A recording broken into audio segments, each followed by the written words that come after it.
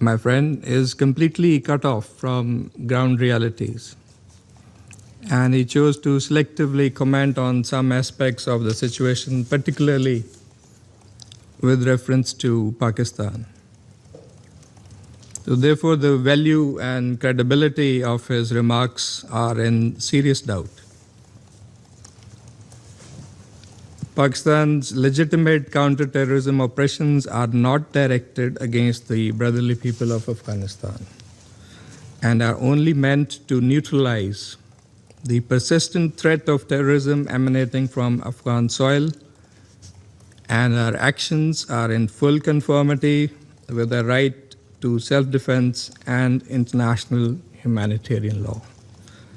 So it was not surprising that Mr. Faik had nothing to say about the cross-border terrorism from Afghanistan that is so heavily impacting Pakistan in terms of casualties among civilians, among our armed forces, law enforcement agencies, and infrastructure.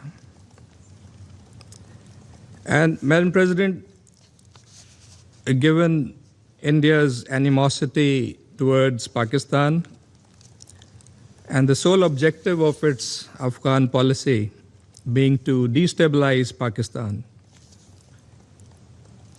including by actively supporting and sponsoring terrorist groups operating from Afghan soil, such as TTP and BLA,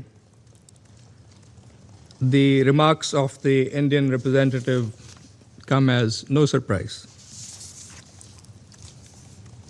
India's representative deliberated at length on the security situation in Afghanistan. He mentioned civilian casualties and border clashes, but had not a word about the terrorist threat emanating from Afghanistan, which has targeted Pakistan and which many council members have highlighted in their statements.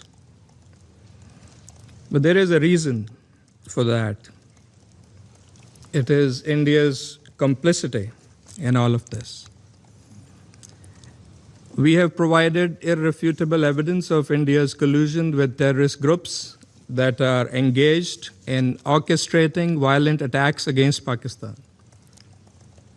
One can sense India's pain in seeing its heavy investment in the Afghan terrorist franchise going to waste as a result of Pakistan's precise and effective action against terrorist camps and support bases inside Afghanistan. And the world needs no lectures from a serial violator of international law like India, a state that illegally occupies territory, violates UN Charter and Security Council resolutions, perpetrates state terrorism in the Indian illegally occupied Jammu and Kashmir, and beyond, systematically marginalizes its minorities, spreads hate, even weaponizes water with the express goal of starving Pakistan's population, and continues to use disinformation as a state policy. And the list goes on. So, Madam President, while India has always played the role of a spoiler in Afghanistan, Pakistan has engaged responsibly in promoting peace, stability, and prosperity in Afghanistan.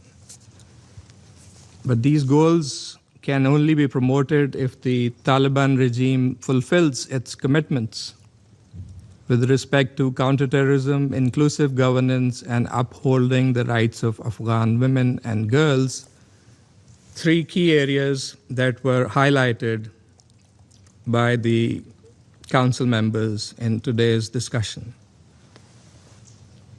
India in particular must cease and desist from its policy of stoking terrorism inside Pakistan from Afghan soil, now together with their newfound friends in the Taliban regime. While India has long played this dangerous game, we will not allow their sabotage and subversion from Afghan soil to nourish and harm Pakistan. Thank you. I thank the representative of Pakistan for the statement. The representative of India has asked for the floor to make a further statement. I now give them the floor. Madam President, I could not have expected anything better from the esteemed representative of Pakistan. The laundry list that is regurgitated ad nauseum at every meeting of the Council and wastes the time of this august body is well known. I reiterate what I have said in my statement. India's assistance is directed at the friendly people of Afghanistan. What we have done in Afghanistan is known to the people of Afghanistan and to the international community. I need add no further comment.